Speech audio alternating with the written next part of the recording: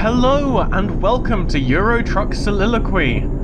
I am Annemie, and today we are going to start by not talking about EA, Battlefront 2 and microtransactions. Yay! So, if you're not aware, this is the weekly show where I, Annemie, play Euro Truck Simulator 2 and talk about things that just generally have interested me over the last 7 days, or since, you know, the last time that I've done this. I'm not worrying too much about the game. So things like me needing to sleep have been turned off. The police have been turned off, although I think that Sting did a pretty good job of that himself. And it's just sort of background noise, so if you're worried about seeing some expert level Euro Truck Simulator play, this is probably not the place for you, although I am, you know, just in the top 0.01% of all Euro Truck Simulator 2 players on this channel. So yeah, come on. I would like to be able to go faster than this. Why? You guys should not be in different lanes. Come on. There we go. You could have gone faster earlier. Okay. So, Far Cry 5 has been in the news this week. I'm a little bit burnt out on Far Cry games, I have to say. I didn't play Far Cry Primal. The only Far Cry I've actually completed is Far Cry 3. I've played all of them, except for Far Cry Primal now, and Far Cry 5. So I played all of them up to and including 4. I got a decent way into all of them, but 3 is the only one that really grabbed me, and 5 isn't looking like it's changing it anytime soon because, well, not just because of this, but this helps.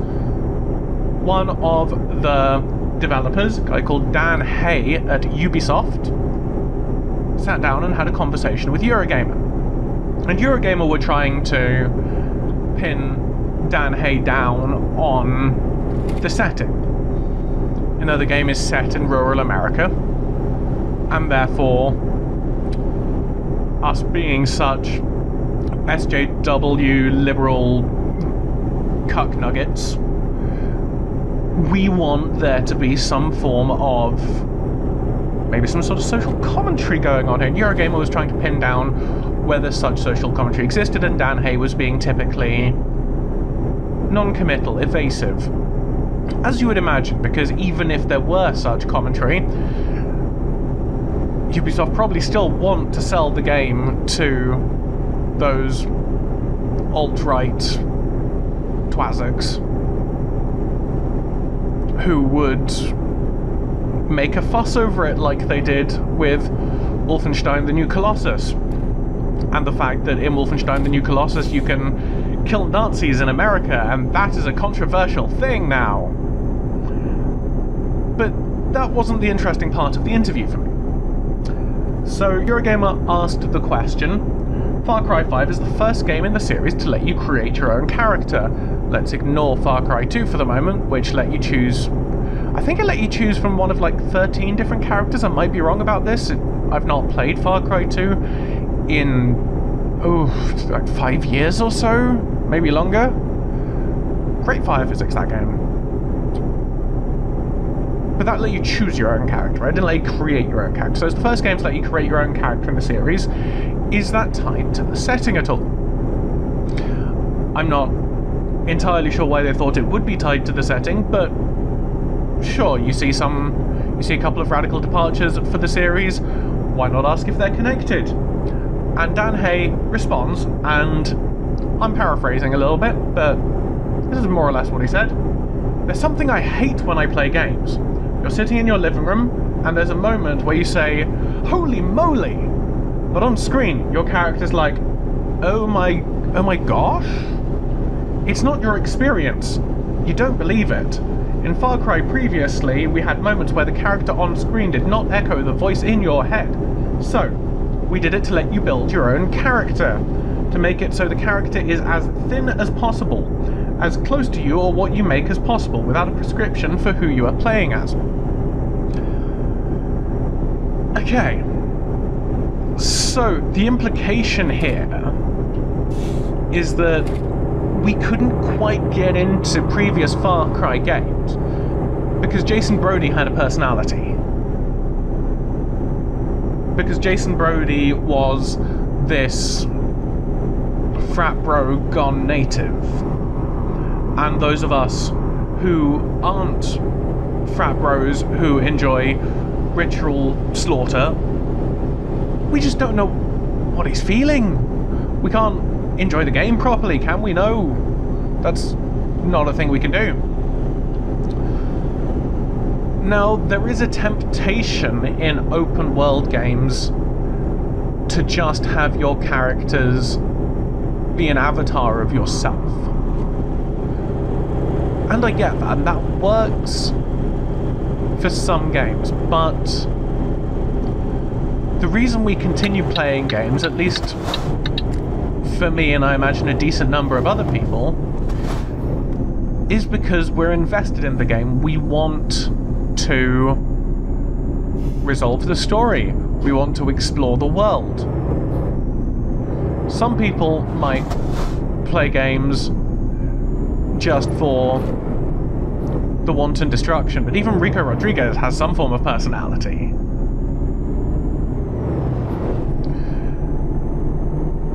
And saying, look, we're going to strip the personality out so that people can identify with this character better is going to lead to a hollow husk that compels nobody. It might have some people's attention for maybe an hour or two while they just mess around, preferably with friends. But in terms of a long-term investment, that seems unlikely. Now, the template they're probably working off is something like a Bethesda game. Right? Your protagonist, your Dragonborn, and your soul survivors, they don't have a personality in and of themselves beyond what you imbue them. But these games give you ample opportunity to imbue your characters with this personality. They give you opportunities to respond to various quests differently, to dialogue choices. They let you dress up your character in different ways to express yours or their personality. They let you do lots of different activities, build your character in massively different ways. Right, I'm not talking about just taking the assault or the stealth option, which seems to be the default for Far Cry. I mean, Adam Jensen has that, he has a personality, and that works out perfectly well for me. But saying, okay, this character is going to spend all their time trying to save all of the innocents. Right, you can have that sort of character in Skyrim, or this character is going to ask the people of Whiterun to help them train up their blacksmithing skill, and then they're just going to steal the money right back off them. They're going to be completely and utterly dishonest. It lets you... It means that the characters themselves aren't thin, it just means that the characters aren't prescribed. And I think that's a crucial difference. But on top of that, it is kind of insulting to say that if the character doesn't react like we react, then we can't play the game as well. There's a whole host of tabletop games.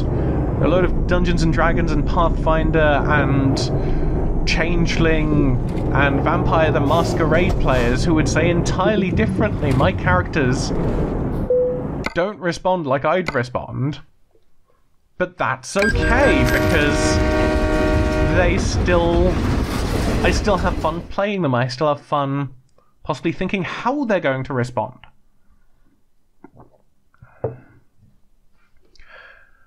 And it just... it frustrates me that game publishers and developers think so little of us. I mean, let's go for actually a fairly similar feeling open world game, and I love this game. It's a different genre, it's a role-playing game rather than a shooter. But Dragon Age Inquisition, in terms of the open world stuff,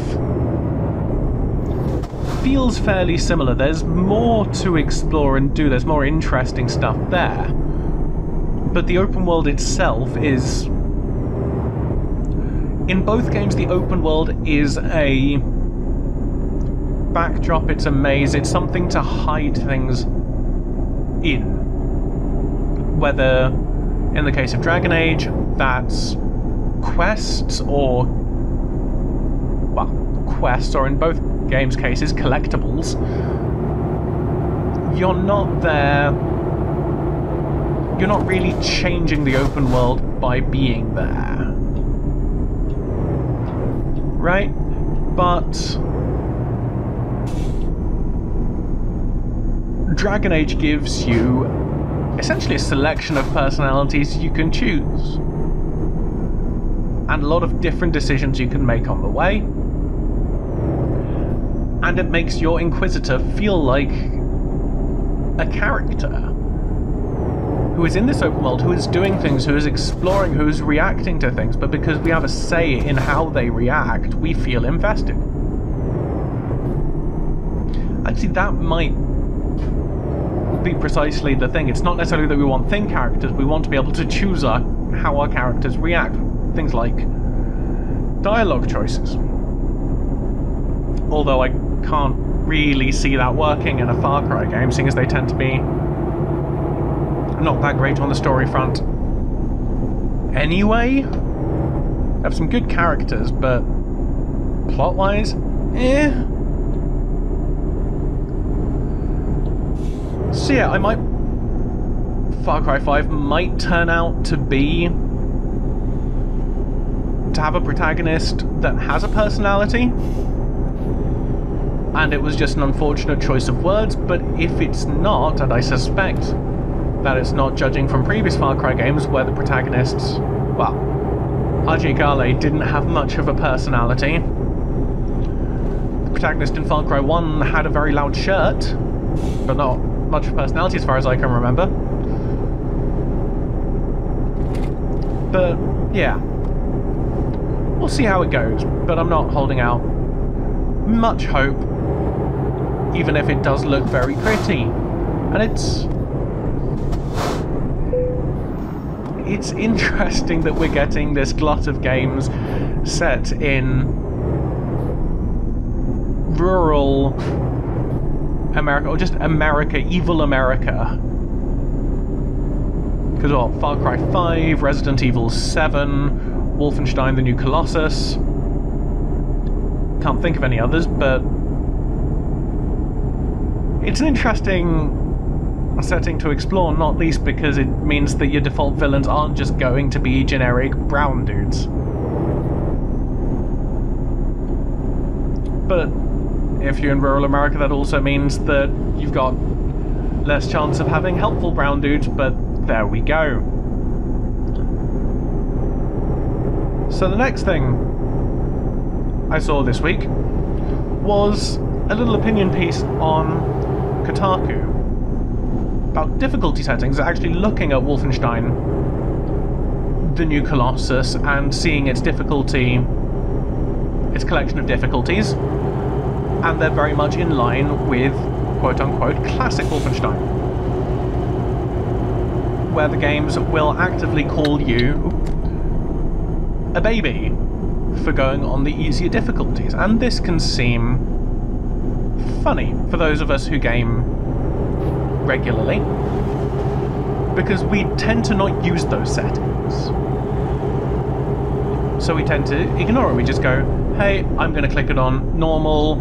Hey, I'm feeling like I want a bit more of a challenge. I'm going to put this on hard or Iron Man. And you feel good about your difficulty choice setting. And we don't think that much about how it affects other people, firstly, who you might see maybe a 8, 9, 10-year-old child picking up their first game, and the first thing they're confronted with once they select new game is what difficulty do you want to play it on? How do they have the ability to make an informed decision, and moreover, how do they not feel like they're being a worse, which can be important for some children, if they choose the easier difficulty settings? One of the things that I've always enjoyed difficulty setting wise, and we'll talk about them a bit more later, is the way that Firaxis do things. So you've got some basic difficulties, less in XCOM and more in Civ, where firstly the difficulty settings are named. It's got, in the tooltips, it says what the normal difficulty setting is, but it doesn't say that you're taking the easy option if you decide to put it on, I don't know, Chieftain or Settler difficulty setting. It's not calling out to you every time you start a new game, hey, worse, you're taking the easy way out. It's saying, hey, yeah, you're at this level, maybe when you get a bit better, you'll put it up to Prince or King or Immortal or maybe even Deity. It's like, yeah, you do you. And then on top of that, it gives you a load of other little tweaks. So, for instance, when I play Civ, I tend to go for, at least at the beginning, not particularly military-heavy paths. I like building up my science. Depending on the game, and actually especially depending on the civilization I'm playing, I might want to go for culture or religion, but I typically don't go for military. So to stop me fretting about things too much, I tend to turn off barbarians. It just makes the game more fun for me, that I'm not worrying about having my workers or my settlers or my scouts encountering these always hostile units when I'm not paying attention. I can just set them. I can set my scouts to auto-explore in Civ 5, I can set my workers to auto-build, I can just send my settlers off in a direction and forget about them. Now, some people might say that that takes out some of the challenge, and yes. Yes, it does. It also takes out some of the tedious micromanagement. Because for me, I play Civ for the broad strokes. If people like the micromanagement, good for you. Keep all that stuff in. Play it your way. But unless we're engaging in some form of ranked tournament match, that should always be the thing. It's just like when you boot up XCOM, I like all the different... Can I just zoom across? Yes, I can. I like all the different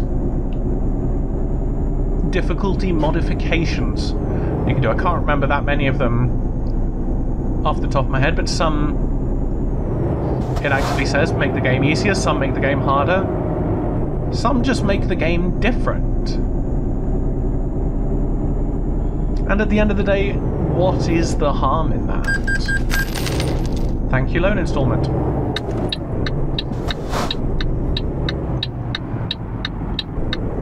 And it's just a shame that some games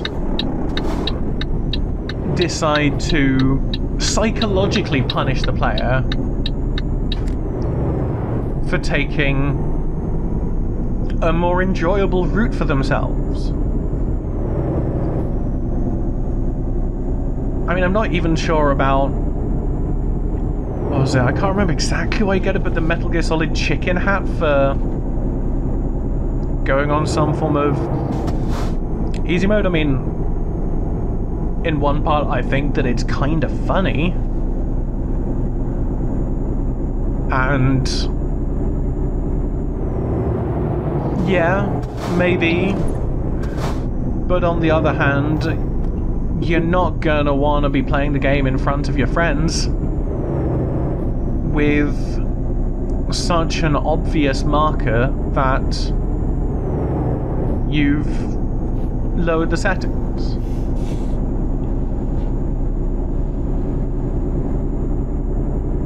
And that's big at the end of the day, because if you're not letting people enjoy the game the way they want to play it, they're less likely to keep playing it. And if you give a visible punishment for people playing the game on the difficulty setting they want, they're less likely to play it in front of their friends. They're also less likely in general to recommend it to their friends, because they're feeling like they're not necessarily getting the full experience, so how can they recommend it? And if they're not playing it in front of their friends aren't going to get as excited about it, meaning that there are going to be lower sales.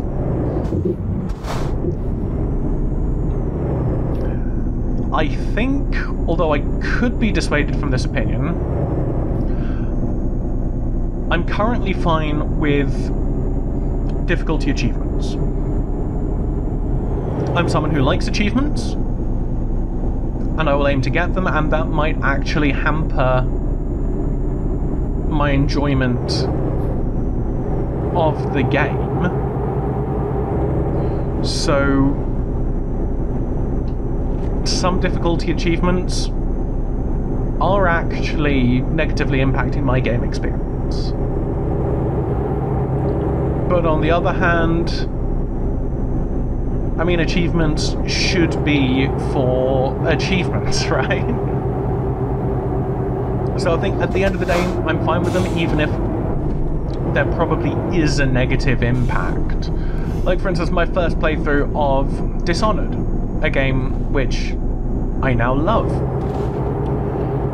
It was a non-lethal run, but I quite liked the non-lethal thing. The thing that hampered me a bit more was the... What's the achievement called? Only Flesh and Steel? But essentially where the only power you could use was your unupgraded blink. That one did take out some of the enjoyment for me. My second playthrough was also an Only Flesh and Steel playthrough, which I got through a bit better. I think I was better at stealth at that point, and I tended to avoid people. Oh no, that was it. In my first playthrough, I got through the first level. Just doing it Only Flesh and Steel, only blinking about, managed to non-lethally take out the High Overseer. Got to the end, and was told that I'd killed a person. I'm fairly sure this was because I'd accidentally left one of the people maybe in a puddle of water or something like that. I'd knocked them out, but then they later died from water or maybe from rats or something like that. And after I'd spent so much time and effort, because I didn't know my way around the level, if you know the level, you can do the non-lethal stuff quite quickly. But I didn't know it. I'd spent a lot of time avoiding people, blinking about, trying to find paths around that avoided people.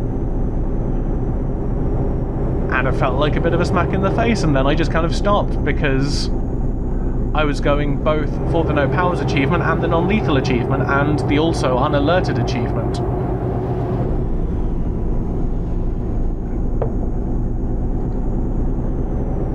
But I think I've got a bit more of a maturity about that now, which is a good thing. But, as I said, it still does harm some people. I think for me, the more game difficulty, the more just general game options you can give them, the better. Like, when I was young, so when I was maybe about 8 or 9, I'd estimate, maybe about that age, maybe 10, my brother, who's 5-6 years older than me, liked playing Age of Empires 2, which is a great game. So I also got into it because, for me, I idolized my brother at that point, and the things that he was interested in, I got interested in. So I played Age of Empires 2, but I was young, I wasn't particularly good at the game. So I tended to play the game on easier settings, and I also cheated my butt off. I still remember some of the cheats to this day. What's it? Rock On gives you 1,000 stone. Midas, or Midas Touch, gives you 1,000 gold. Aegis lets things just be built instantly.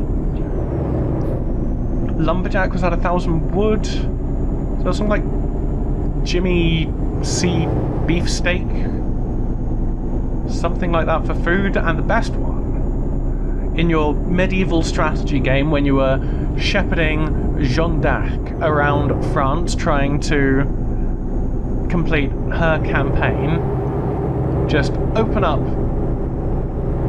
the little cheat box and type in, how do you turn this on? And you spawn a Shelby Cobra car with machine guns mounted to it. You could get loads of those, just drive them across the map, annihilate everything with cars, and it was great. I really enjoyed myself. It's not how I'd enjoy the game now, but I really did enjoy myself then, and my brother used to despair at me because he was like, you cheat so much, how can you enjoy the game, how can you like the challenge? And it's like, I'm not in this for the challenge, I like just being here. I like, at that point I guess it would have been the power fantasy, the childish glee, and that's okay. Right, you don't take someone's, I don't know, someone's action man whom they're having a lovely little tea party with and say, that's not how you're supposed to play with Action Man. Action Man shoots things. Like, no, my Action Man drinks tea and nets. That's the action my man gets into. And who are you to tell me otherwise? But we have this idea that games have to be enjoyed a particular way, and if you're not enjoying them that way, then you're wrong. Which we don't really do with any other form of media. I mean, there are some media which, as a general rule, can only be enjoyed in one particular way. You're not going to be able to read a book or watch a film much differently. I mean, I guess you could skip around, and if you enjoy that, then cool. Just sort of random scene select on a film and try and... Actually, that sounds quite fun. Just grab a film, watch scenes in a random order, and try and make an actual story out of it. Nice little creative exercise there. Fill in the blanks. But for those forms of entertainment where you can change things, video games are the only ones where we say, no, you mustn't. Or, as is now the case somewhat, you have to pay for those cheat codes. When, you know, I remember having fond days of looking up... Ooh, really should get off this road. This is the problem with getting so involved in a particular line of thought, I forget where I'm actually going. Going and looking up Cheat Code Central, Cheat CC, looking down all the codes for the thing. And, yeah, I mean, some games actively harm themselves in an almost objective way, which cheats help you get around. I'm thinking of the Pokemon games, where generally with each release, they release two versions of the same game, but they lock some Pokemon in one game and some in another, and obviously the idea is that you trade with someone else to get the full set. And the real idea is that you buy the game twice and trade with yourself to get the full set, and God bless my parents, they actually did get me both red and blue, both silver and gold, both ruby and sapphire, and of course the third editions of the yellows and the crystals and what was it? Was it gold, silver, and... or platinum it must have been. I forget, it's been too long. But whereas you could put an action replay, if you're, say, playing Pokemon Red, and say, yeah, the next encounter is going to be a Sandshrew, because I think that was a Pokemon Blue exclusive. Yeah, the next one's going to be a Sandshrew. So I'll be able to catch it and use that Pokemon to enjoy myself, because especially at the time of purchase, you don't necessarily know which ones you're going to enjoy and which you're not, and so you're making a choice, and that choice isn't about getting yourself things, it's about which things you don't want taken away. And I think they also did that with the choose your own starter Pokemon. I wouldn't take out the choosing your own starter Pokemon, but I'd let you get the other starters somewhere else. Maybe they can be an incredibly rare encounter, maybe you get them at the end of a quest line or something like that. Feel like you've actually earned getting them. Sure. But don't lock them away before you even... I mean, I feel sorry for the people in the original Pokemon games who picked Charmander. Because that Pokemon was useless against the first two gyms, and learned Ember too late to be of much use in Viridian Forest, where it would have been quite useful.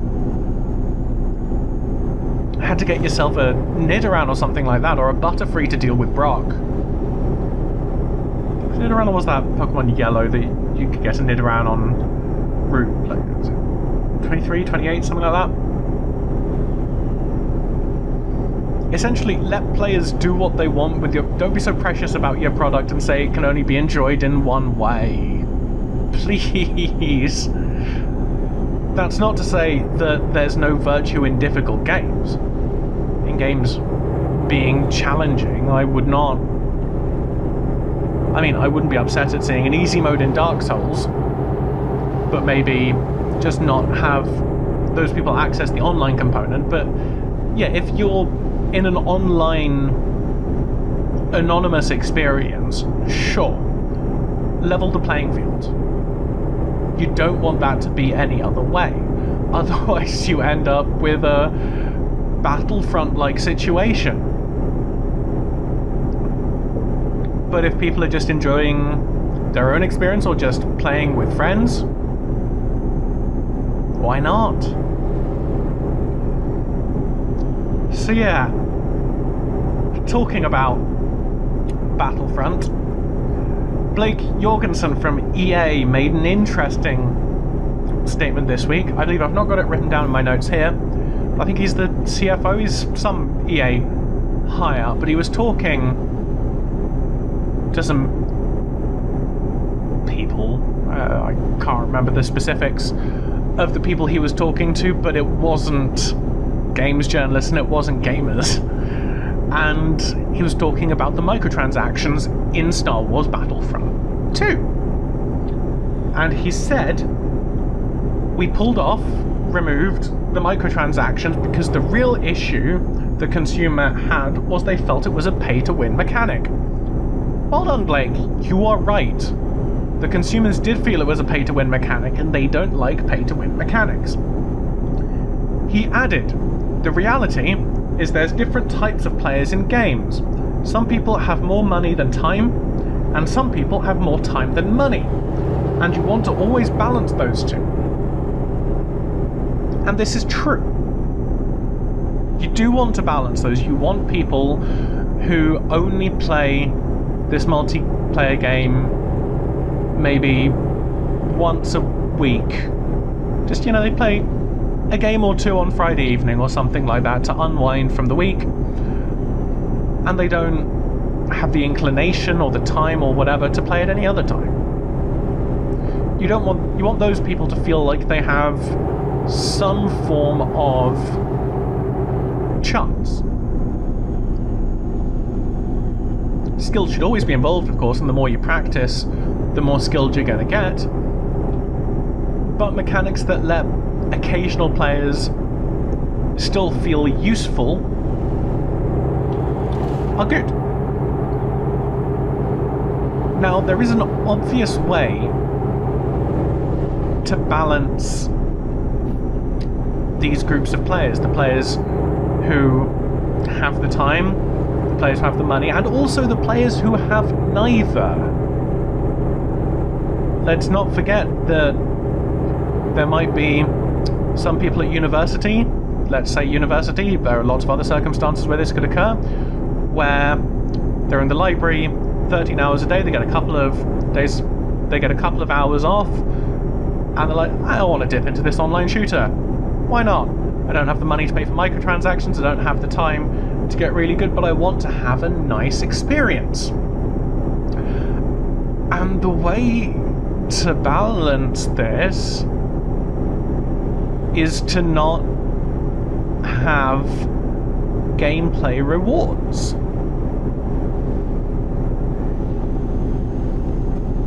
So, yeah, you want to give people maybe a nice skin in a box feeling of accomplishment when they play your game. Sure. Level up, get a new hat. You want to support the developers? Buy a new hat. You want them to have that accomplishment. So, sure, give them rewards, but don't give them there was an example out a few days ago. I've forgotten what the game was now. It's a fighting game. Might even have been Tekken. But don't take that as being... Yes, it was Tekken. But there was a fighting game out this week where it had loot boxes in. Oh, it might have been UFC. That was it, UFC 3. Another EA game. And that was released with loot boxes and microtransactions. And inside those loot boxes, you could again find gameplay boosting cards. And some of those cards would give you such a straight up gameplay advantage as you hit harder. So, people who have spent money on UFC are more likely to punch you harder than you are to punch them. That's messed up. And on a personal level, I would not want to join... So I don't tend to play that much online multiplayer. I think the only game where I've played anything resembling online multiplayer is Metal Gear Solid 5, and even that I slightly resented. But I am even less likely to play an online multiplayer game if I know that people... that I am at a disadvantage because I haven't spent money or haven't sunk in a load of hours. If I know that I'm just not going to be able to hit so hard. Because especially when you're just starting up a game, you're not going to have the skill in order to be able to counteract that. I believe how they're doing it is... Although again, no, this is Paladins I'm getting confused with, which is also introducing loot boxes. For some reason all the companies, all the developers are seeing the furore that's coming around Battlefront's way and deciding, hey, EA, stop stealing the limelight, we want some of that. Just tasty, tasty outrage.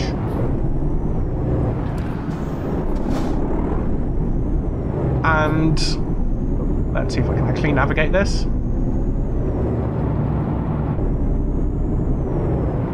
I've actually completely forgotten where I was going with that. But Paladins had an interesting thing going on with its loot boxes, let's put it that way. We're actually arriving soon, so let's just get our way through. Yeah. completely slipped my mind. I didn't actually write this one down because I didn't think I was going to talk this much about loot boxes. I was going to do something different this week. Let's see where I'm going. Okay. Gonna be a little bit less talkative while I actually get my stuff ready. Okay. And we've... Oh. How was I doing health-wise? Oh, it's not actually too bad. Let's skip that. Okay, how have we done? Was that a level up? Yes, it was. Let's get some more of this tasty ADR. Let's see if we can set up another job done. About 40 minutes. Want to maybe do a little bit more than that. Oh, nope. Let's focus on there. Ah, that's nice and close. Let's go for that one. Okay.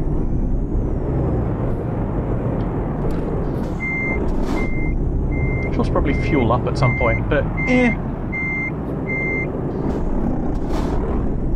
Come on. There we go.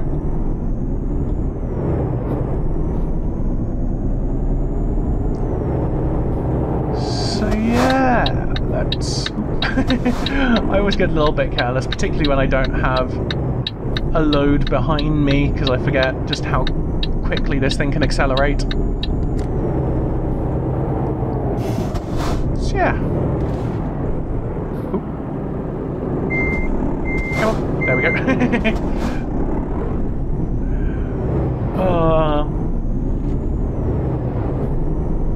But yeah, it's always sad when you see a company which just add in loot boxes out of nowhere, so that's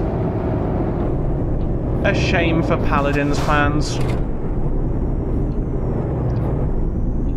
But yeah, on the microtransactions front though, there was an interesting statement from Strauss Zelnick, who's the head of Take-Two. They publish things like Grand Theft Auto and NBA 2K18, that famously well-received microtransaction-fueled basketball game. Or basketball-fueled microtransaction game, maybe? And what Strauss Zelnick says is... I really shouldn't try and read out statements while I'm on roads with traffic lights. But stuff it, let's go. We've said that we aim to have recurrent consumer spending opportunities for every title that we put out at this company. Every title! I mean, it's already in things like 2K18, NBA 2K18, and GTA Online. But every title. It may not always be an online model. It probably won't always be a virtual currency model. But there will be some ability to engage in an ongoing basis with our titles after their release across the board. Now, if you're just reading the words of that, it sounds kind of fine. But I want to engage in an ongoing basis with titles I've purchased after release. That sounds... oh, no. Yeah, come on. This is why I've put in so many hours in Skyrim, in the Civilization games, in XCOM, in Euro Truck Simulator. Yeah, I want to do that, but I don't necessarily want to always want to pay for microtransactions to do that. I would like good games that encourage me to keep playing because they're good. That doesn't feel like a wacky suggestion, and that's not what Strauss Zelnick is suggesting, or at least I obviously can't read his mind, but it's not what I believe he is suggesting, let's put it that way. My understanding is that he is suggesting that, hey, we want people to keep paying for the game long after it's come out. So let's get as many microtransactions, whether it's in the form of virtual currencies or cheap little DLCs to put out, to keep them coming back. However, now some of you might know that there is the first expansion pack for Civ 6 is coming out in the new year. And this is always exciting because the expansion packs for Civ are always really good. They introduce lots of cool little mechanics, or they might bring some mechanics back from the past which they might not necessarily have had time to put in the original game, and this one actually looks really good. They're bringing back the idea of happiness in a sort of way. It's called loyalty, so you want to keep your citizens happy, and hopefully they do a better job of it in Rise and Fall than they did in Civ 5, where on the whole it was fine. Essentially, happiness, for those who don't know, happiness was another resource that you would earn happiness through various buildings like zoos and coliseia, and once it reached a certain level, your empire would enter a golden age, your civilization would enter a golden age, which would give you lots of increased production, increased science, just give you benefits across the board. However, the problem for me was that suppose your empire was really happy before the Golden Age, and your empire was really unhappy after it. Now, once the Golden Age ended, your happiness reset to 0, and you would then have to try and get it up to another new higher value in order to trigger a new Golden Age. But because your happiness was at 0, if you're in negative happiness after the Golden Age, you wouldn't really have a buffer to protect yourself from your entire empire being unhappy. Where am I supposed to go? That way. And it was just a little bit weird where your empire was in such a huge productive era, but they then decided that they were going to revolt as soon as it ended. So hopefully the Rise and Fall loyalty idea will fix that somewhat. They're also introducing the idea of governors, I believe, which allow you to further customize your cities, which might be interesting, might not. See how it goes. But the thing with the Firaxis DLCs on the whole, so Civ does typically have a load of smaller DLCs, which just give you scenarios and actual civilizations, but because they give you full information on what these civilizations are in advance, you can actually make an informed decision as to whether you want to buy them. You get less of a choice if you bought the season pass, but if you buy the season pass, then you're already signing up to uncertainty, so I feel there's less complaint there, although possibly more complaint with the idea of season passes. But yeah, they tend to do meaty expansion packs that really shake things up, that add lots of new mechanics, that add lots of variety. So I think the Rise and Fall expansion says it's going to add 9 new civilizations, which is a lot. It's a lot of civilizations, and I like that. And it's nice to see that. And the lead designer, I believe this person is the lead designer on the Rise and Fall DLC, Anton Stranger, said, I don't know if this was directly in response to Zelnick's statements, but it might as well have been. It was an interview with Eurogamer. He said, I think with the recurring payments, there are many different ways in which that can be done. There are microtransactions, there are expansion packs, and there's DLC. I would say that, yeah, everyone in the studio here at Firaxis, our love, our passion, and our expertise are in expansion packs. And that's just a nice thing to hear. it's nice for a company to say, yeah, this might not be the hot new trend, but it's what we like doing, and it's what I think we're best at, and it's what I think our customers want. I do think that there is a different demographic with Civ and XCOM to possibly the gaming industry at large. Those games tend to be a lot less action-oriented. I mean, I love those games. But the people who play these games don't tend to be that impulsive, so I think that microtransactions are probably less likely to work. I would also hope that... Well, I also think that generally, because they have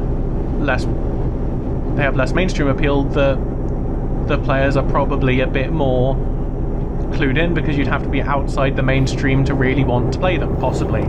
So that's also maybe why it wouldn't work and does work in Grand Theft Auto, because Grand Theft Auto has mass market appeal.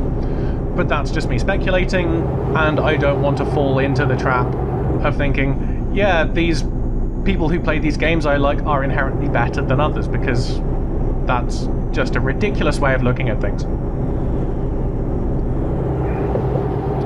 But yes, it is really nice to see that approach being taken. And the first moment I see microtransactions or loot boxes in a Civ game is the moment I stop playing Civ games. Or the moment I stop buying Civ games, let's put it that way. I have enough with Civ 4, 5 and 6 to last me the rest of my life. I mean, they're almost infinitely replayable. I mean, I also have Beyond Earth, but I'm not counting that, as many people who've played Beyond Earth would agree with, I'm sure. That was a game I was not too fond of. But I never got into Alpha Centauri either. But that's getting entirely beside the point. Okay, so that's, I think, all the topics I've got for this week. I might just try and finish off this journey. I've been playing a good number of games this week. I might do some videos on them. Might not, depends how I feel generally at any given time as to which ones are going to get coverage. What I've been playing, I think most this week, is Prey. Just had some interesting critical commentary, shall we say. I like the idea. So I never played System Shock? System Shock. There we go. Actually, I did play System Shock too, but only a little bit. I felt like I either... Oh, wrong one. Maybe I just wasn't feeling it, or it's aged poorly, or it's one of those games that might not necessarily have aged poorly, but you need to have played it before a lot of the more modern things happened in games, the sort of quality of life improvements. I'm fairly sure that's why I can still play the older Final Fantasies and still be happy with them. It's because I played them before I got used to the more modern things. I really wouldn't suggest that anybody, when they first play a Final Fantasy, starts out with, say, Final Fantasy IV, even though I really like it. I really like Final Fantasy IV. But yeah, so I played a little bit of System Shock. I also played a little bit of the original Deus Ex. Oh, yeah, that was another thing this week, which I think I just glimpsed over. Or might not have been this week, but happened fairly recently. Is there was a statement from Yosuke Matsuda. I hope I'm pronouncing that name correctly. I get most of my Japanese pronunciation habits from the Onimusha series, which I still quite enjoy. It's a good series. And, come on, let's get in here. And they said that Deus Ex has not been cancelled, because there'd been some rumours, which I think Eurogamer first got their hands on, that Deus Ex is not being cancelled, but that Eidos Montreal aren't currently working on a new one, which might sound a little bit like doublespeak, especially because Square Enix had been quite hot on, I think, franchising Deus Ex. But what I'm hoping for is that it just means that that has potentially been scaled back, which is a good thing. I think that giving Eidos Montreal as much time as they need to actually work on this game, even if, you know, they're relaxing by working on other projects beforehand. Give them a bit of a break, let them do some other things, get back to Deus Ex, because what, Human Revolution, was that 2012, 2011? So it's like 4 or 5 years between games. And whilst I would quite happily get another Deus Ex game right now, I think it would be better in the long run if maybe that sort of time scale were a general thing on that game, particularly to give it more sort of pre-production time, get a bit more of the story planned out, get it sort of deeply planned before actual developmental work goes into it with the graphics and the programming and all that jazz. But I'm hoping that there is going to be another Deus Ex game. It's one of my favourite series. As I said, the original has aged really badly. It's just not... It wasn't enjoyable for me to go back to. But yeah, so going back to Prey, it's a nice setting. I actually like the environments. The whole going into space thing is nice, and what I quite like about Talos 1 is that it feels like... Actually, which country am I on? Which side am I... This is the side I'm not supposed to be on. Is that it feels like a nice place. It looks like the sort of place where people could have enjoyed themselves. However,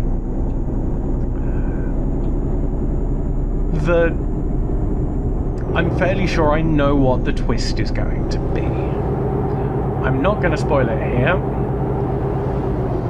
but I know what one twist is going to be, mostly because I guessed it, then asked around and found out that yes, I was right, which is a shame. And I'm also fairly sure I know now why the whole thing is going to happen, because of... I'm fairly sure what Arcane thought was clever foreshadowing in... I can't remember whether it's in an audio log or just in an email or something like that. But it just sort of shouted the twist to me, which is a shame. But yeah, so I might do a video on that. Let's just play it safe. But I might not, I'll see how it goes. I generally decide what I'm going to do my impressions of on the day, or maybe the day before that I actually record it. So we'll see how that goes. Anyway, I hope you've enjoyed my general ramblings. If you have, please like this video, and if you want to hear more of them, then subscribe to my channel. I do a Euro Truck Soliloquy every week. I do Hitman plays every week. I'm doing a playthrough of Deus Ex Mankind Divided and the aforementioned first impressions of games. Yesterday's was of the PC version of Bayonetta. So yeah, please subscribe, and I hope that you have a lovely rest of your day. And just before I sign off, the Italia map for Euro Truck Simulator 2 is coming out at time of upload today, I believe. So yeah, that should be fun. We might be driving in Italy next week. So I hope you have a lovely rest of your day. Goodbye.